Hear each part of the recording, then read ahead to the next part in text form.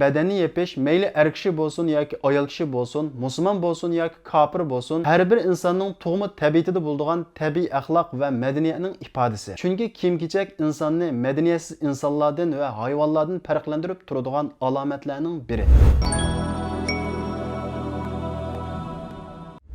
Dinimiz İslam dini hijabni, ya'ni bedenni yepishni yo'q yerdan paydo qilgan emas, balki insonning tug'ma tabiatida bo'ladigan bu bedenni yepishdan iborat axloqni ayollarning o'xshamaslik qarab o'ziga xos holatda yepishga tegishli o'rnini va chek-chegarasini belgilab bergan. Masalan, erlar kindikidan boshlab tiziq qadar yepishi lozim. Bu orliq avrat deb ataladi. Shuningga o'xshash ayollarning yepishga tegishli o'rnini belgilab bergan. Nimishqa belgilab bergan? Aqallisi bir qatnash idorasi insonning hayotini qo'g'dash uchun nurg'un belgilamalarni chiqaradi, qizil chiroqlarni qo'yadi. Qizil chiroqdan o'tma deydi. Nimishqa? Bizning manfaatimiz uchun, bizning hayotimizni xatardan saqlash uchun. Shuningga o'xshash bizni yaratgan Allohmi bizning manfaatimiz uchun ba'zi bir belgilamalar va qoidalarni yo'l qo'ygan. Hijobmi dal bizning manfaatimiz uchun yo'l qo'yilgan bir ibodat. Hijob ayollarni qo'g'daydi, himoya qiladi. Qalbi maraz kishilarning poxorlik qilishidan, yomon g'arazlardan saqlab qoladi. Kishilarning hijobli ayollar qilgan muomalasi bilan hijobsiz ayollar qilgan muomalasi o'xshamaydi. Bu haqda Amerikada bir tajriba elib berilgan. Buningga bir hijobsiz ayol fidoiy shaklda qatnashib, dastlabda hijobsiz holatda yo'llarni kezgan va magzillarga kirib aylangan.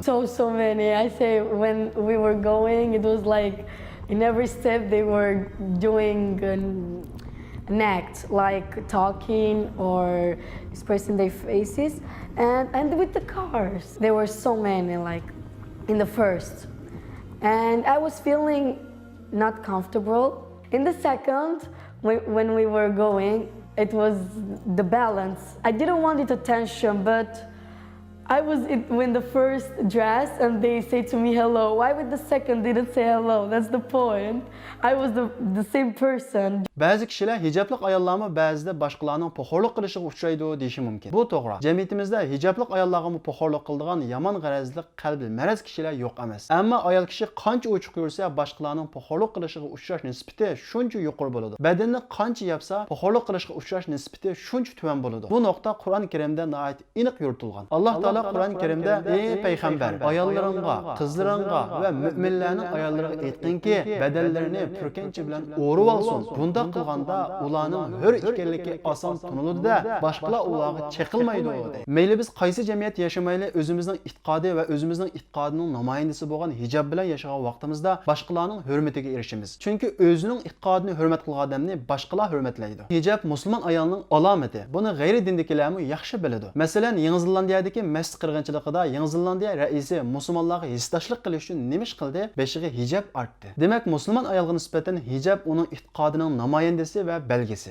Ayollar hijoblangan holatida doim ibodat ichida bo'lgan holatida bo'ladi. Chunki ayollarning hijobli yurishining o'zi bir ibodat. Bundaq doim savobga erishadigan fursat faqat ayollarga xos. Shahvoniylik avjilayotgan bugungi kunda hamshirlarimizning hijoblariga har tarafdan har xil tanqid va hujumlar qilinyotdi. Shunga bugungi kunda hamshirlarimiz hijobi bilan e'tiqodida mustahkam tarvanmay turishi boshqa vaqtga o'xshamaydigan ulug' bir ibodat va jihodning bir turi. Aslida bu hijob islomda emas, boshqa samoviy dinlardami bor. Garchi ular hukmlarni o'zgartirib, ommaviy so'rovlarda hijob bilan yurmasimi, xristianlar ibodatxonalarga kirgan vaqtida beshini o'raydi. Dindor yahudiylar hali ham yuzni yopadi. Oramizdan qisman kishilarning Uyg'urni so'ygan qiyofatda o'tirg'i chiqib, hamshirlarimizning hijoblariga va niqoblariga til tekkizishi, yana bir tarafdan niqobliq yahudiylar va hijobli xristianlarga ularning diniy erkinligiga deb hurmat qilishi, ularning Uyg'urni yaxshi ko'rganligi emas, balki islomni o'ch ko'rganligini ko'rsatib beradi. Yana bir tarafdan Uyg'urlarning e'tiqodiga hurmat qilmaganligi va Uyg'urlarning tarixini bilmaganligini ko'rsatib beradi. Chunki 1000 yildan beri islom diniga e'tiqod qilib kelayotgan Uyg'ur ayollarining islom dinimizning ko'rsatmasi bo'lgan hijob va niqobga o'z yo'lida amal qilib kelayotganligi shahona asrimiz Qutadg'u bo'libdimi tilga olinadi. Hijob ya'ni ayollarning o'rinishi Allohning buyrug'i. Alloh va uning elchisi Muhammad alayhisalom bir ishga buyurganda